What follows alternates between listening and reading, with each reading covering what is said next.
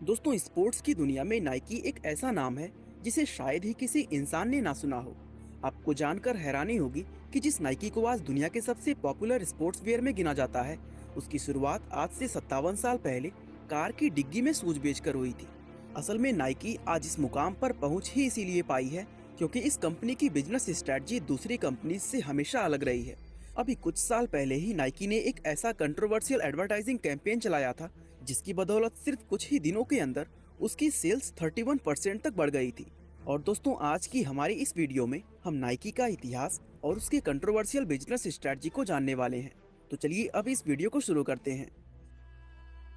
दोस्तों, नाइकी के इस सफर की शुरुआत साल 1962 से होती है क्योंकि उसी साल इस कंपनी के फाउंडर फिल नाइट ने स्टैनफोर्ड यूनिवर्सिटी से एमबीए की पढ़ाई पूरी की थी और उनकी पढ़ाई के दौरान ही उनको इस बिजनेस का ख्याल आया था। असल में दोस्तों, फिल जब एमबीए कर रहे थे तो उन्हें स्मॉल बिजनेस और मार्केटिंग प्लान के बारे में एक असाइनमेंट करने को मिला और चूंकि फिल को शुरुआत से ही स्पोर्ट्स में काफी दिलचस्पी थी, इसलिए फिल ने उस असाइनमेंट में जूतों के बिजनेस के बारे में लिखा। दोस्तों, उन्होंने जो लिखा उसका टाइटल था कि जापान के कैमरों ने जिस तरह जर्मनी के कैमरे को रिप्लेस किया है, क्या उसी तरह जापान के sports shoes German sports shoes की जगह ले सकते हैं। असल में दोस्तों, उस समय जापान के कैमरे अमेरिकन मार्केट में आते ही जर्मनी के कैमरों को पूरी तरह रिप्लेस कर दिया था। ऐसे में फिल को इस बात पर यकीन था कि जापान के जूते भी अमेरिका में इसी तरह का कारनामा कर सकते हैं। और 1962 में पढ़ाई पूरी होने के बाद फिल के दिमाग पर इस आइडिया को हकीकत में बदलने का जुनून सवार हो गया। हालांकि उस समय फिल के खुद के पास भी कोई जापानी शूज नहीं था और तब उन्होंने ये शूज सिर्फ कुछ ऐसे सोल्जर्स को पहने हुए देखा था जो सेकेंड वर्ल्ड वॉर के बाद जापान से अमेरिका वापस आए थे। इसलिए वो कैसे भी करके जापान के जूतों को अमेरिका लाना चाहते थे। वे इस बात को अच्छी तरह जानते थे कि इस काम के लिए उन्हें किसी जापानी कंपनी से कांटेक्ट करके उनका माल अमेरिका में इंपोर्ट कराना होगा। हालांकि उन्हें इस बिजनेस का थोड़ा भी एक्सपीरियंस नहीं था, लेकिन उन्हें खुद पर पूरा यकीन था कि वो इस काम को कर लेंगे। इसलिए नवंबर 1962 के दौरान वे एक टूरिस्ट के रूप में जापान चले गए, जहां पहुंचने के बाद उन्होंने जूतों के अलग अलग ब्रांड्स को एक्सप्लोर करना शुरू कर दिया। इसी खोजबीन के दौरान उनकी नजर ओनित्सुका टाइगर नाम की एक स्टोर पर पड़ी। ये कंपनी उस समय जापान के अंदर बेहद हाई क्वालिटी स्पोर्ट्स शूज के लिए जानी जाती थी। फिल को इस कंपनी के जूते इतने पसंद आ गए कि उन्होंने उसी पल ये तय कर लिया कि वे इसी ब्रांड के जूते अमेरिका में इंपोर्ट करेंगे। और इसी इरादे के साथ वे झूठ-मूठ ब्लू रिबन स्पोर्ट्स नाम की एक अमेरिकन कंपनी के मालिक बन गए, जबकि इस नाम की कोई भी कंपनी उस समय दुनिया में थी ही नहीं। इस तरह खुद को एक अमेरिकन शू डिस्ट्रीब्यूटर बताकर उन्होंने ओनित्सुका टाइगर कंपनी के मालिक के साथ मीटिंग फिक्स कर ली और इस मीटिंग में उन्होंने ऑनर के सामने खुद को ओनित्सुका के अमेरिकन डिस्ट्रीब्यूटर बनाए जाने का प्रपोजल रख दिया।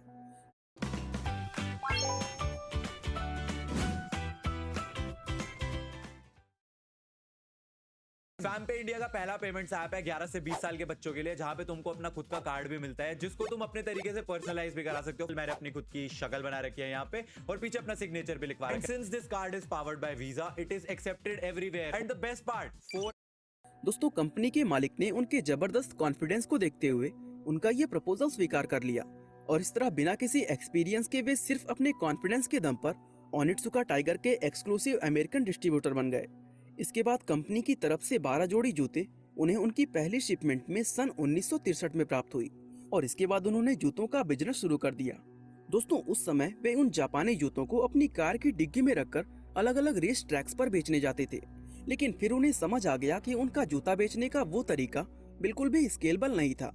इसलिए वे सलाह के लिए अपने कॉलेज के कोच बिल वोवरमैन के पास गए, क्योंकि उनकी नज़र में सिर्फ वही एक ऐसे इंसान थे जो जूतों के बारे में उनसे ज्यादा जानते थे। दोस्तों, फिल ने कोच वोवरमैन को जब वो जापानी जूते दिखाए तो उन्हें वो शूज इतने पसंद आए कि वे उसी समय उनके बिजनेस पार्टनर बन गए। इसके बाद साल 1964 में दोनों ने $500 मिलाकर ब्लू रिबन स्पोर्ट्स नाम की एक फुटवियर कंपनी शुरू की और ये सारे पैसे यानी $1000 उन्होंने जापान से 300 जोड़ी जूते मंगवाने पर खर्च कर दिए। अब चूंकि बिल वोवरमैन उस समय अमेरिका के एक मशहूर कोच थे जिनका बहुत से एथलीट्स के साथ पुराना कनेक्शन था, ऐसे में इन्हें 300 जोड़ी जूते बेचने में सिर्फ 2 महीने का ही समय लगा। इस तरह अपने पहले साल में उन्होंने कुल 1300 जोड़ी जूते बेचे, जिससे उन्हें करीब $8000 की कमाई हुई और फिर यही कमाई अगले साल बढ़कर $20000 तक पहुंच गई। इसके बाद नेक्स्ट ईयर यानी 1966 में उन्होंने कैलिफोर्निया के सैंटा मोनिका में अपना पहला स्टोर ओपन किया। दोस्तों फिल की ये कंपनी अब चलने के लिए थी, जिसके शूज हमेशा हाई डिमांड में रहने लगे। लेकिन इस कंपनी को चलाने में जितना योगदान फिल का था, उतना ही बिल वोवरमैन का भी। क्योंकि एक तरफ फिल जहां बिजनेस ऑपरेशन संभालते थे, वहीं इनोवेशन का सारा काम वोवरमैन के कंधों पर था। और दोस्तों ये वोवरमैन ही थे जिन्होंने अमेरिका के अंदर पहली बार जॉगिंग करने का ट्रेंड शुरू किया था। दरअसल वोवरमैन जूतों को लेकर शुरुआत से ही काफी पैशनेट थे, जिसके चलते ओनित्सुका कंपनी से जब भी कोई नई शिपमेंट आती तो वे उसमें से कुछ जूतों को काटकर अंदर से देखते थे कि उन्हें किस तरह से बनाया गया है। वे नए तरीकों और सुझावों को एक नोट्स में लिखकर ओनित्सुका कंपनी को भेजा करते थे। यानी एक तरह से कह सकते हैं कि वे उस जापानीज कंपनी के लिए मुफ्त में जूतों की डिजाइनिंग और इनोवेशन का काम कर रहे थे। वैसे दोस्तों ये वोवरमैन की डिजाइनिंग ही थी जो ब्लू रिबन स्पोर्ट्स कंपनी को मेन स्ट्रीम मार्केट में लेकर आई थी, क्योंकि 1968 का बेस्ट सेलिंग शू कॉर्टेज उन्हीं ने डिजाइन किया था। और इस जूते की बदौलत ही साल 1969 में ब्लू रिबन स्पोर्ट्स ने $3 लाख की सेल की थी। दोस्तों यहाँ तक तो सब कुछ अच्छा चल रहा था, लेकिन कॉर्टेज जूते के फेमस होने पर उन्हें एक बड़ी समस्या का सामना करना पड़ा। दरअसल मार्केट में कॉर्टेज की डिमांड इतनी ज्यादा बढ़ गई कि वे उसको पूरा ही नहीं कर पा रहे थे, क्योंकि ओनित्सुका कंपनी के शिपमेंट की फ्रीक्वेंसी बहुत ज्यादा स्लो थी। दरअसल दोस्तों ओनित्सुका कंपनी पहले जापान की लोकल मार्केट के डिमांड को पूरा करती थी, और फिर बाद में जो माल बचता था उसे अमेरिका शिप किया जाता था। ऐसे में फिल और वोवरमैन चाह कर भी अपने मार्केट की डिमांड को पूरा नहीं कर पा रहे थे। वे जानते थे कि अगर उन्हें अपना बिजनेस एक्सपेंड करना है तो उन्हें एक डिस्ट्रीब्यूटर से आगे बढ़कर खुद एक मैन्युफैक्चरर बनना होगा।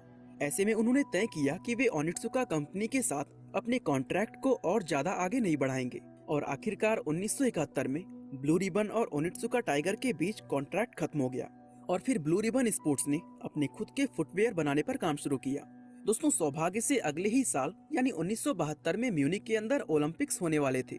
ऐसे में वोवरमैन के पास अपने खुद के नए जूते डिजाइन करने का काफी समय भी था।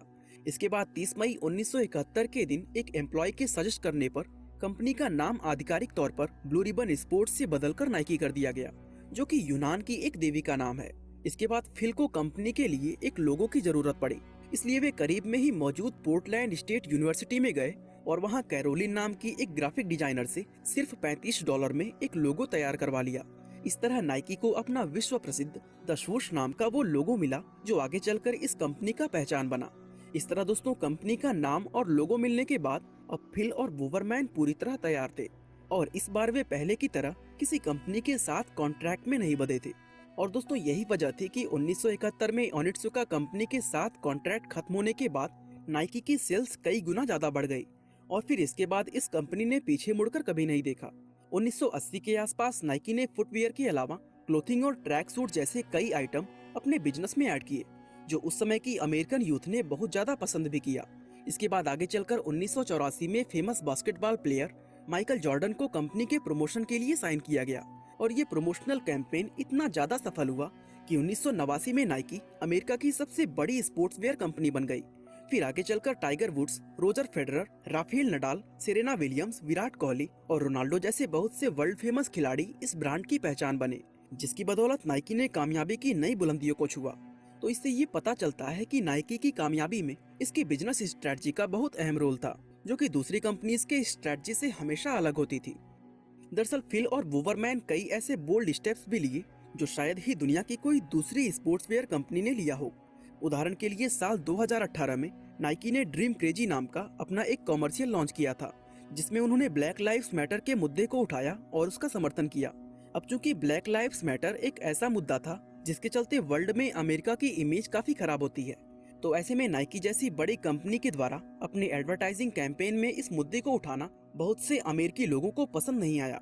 यहाँ तक कि पूर्व प्रेसिडेंट डोनाल्ड ट्रंप ने भी ट्वीट करके इस कैंपेन की आलोचना की थी।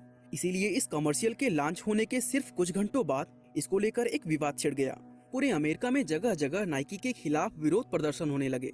लोग सोशल मीडिया पर नाइकी के प्रोडक्ट्स को जलाते हुए अपनी वीडियो शेयर करने लगे, और सिर्फ कुछ ही घंटों में ट्विटर पर बॉयकॉट नाइकी ट्रेंड करने लगा। ऐसे में लोगों को लगा कि नाइकी को इस कैंपेन की वजह से काफी ज्यादा नुकसान उठाना पड़ेगा, लेकिन इस कमर्शियल के लॉन्च के बाद सभी को चौंकाते हुए नाइकी की सेल्स घटने की बजाय उल्टा 31% बढ़ गई, और साथ ही नाइकी के शेयर का प्राइस भी 36% ऊपर चला गया। एक विवादित कमर्शियल बनाने के बावजूद भी वो उससे अच्छा खासा प्रॉफिट कमा गया, और दोस्तों इसी तरह के स्ट्रेटजी को अपनाते हुए आज नाइकी दुनिया के सबसे बड़े स्पोर्ट्स वेयर ब्रांड्स में से एक बन चुका है, जहां आज के समय में इसकी नेटवर्थ लगभग 35 बिलियन डॉलर्स के आसपास है और आज नाइकी दुनिया के 170 से ज्यादा देशों में अपने प्रोडक्ट्स बेचती है। बाकी दोस्तों आज के लिए बस इतना ही। वीडियो को लाइक, शेयर और चैनल को सब्सक्राइब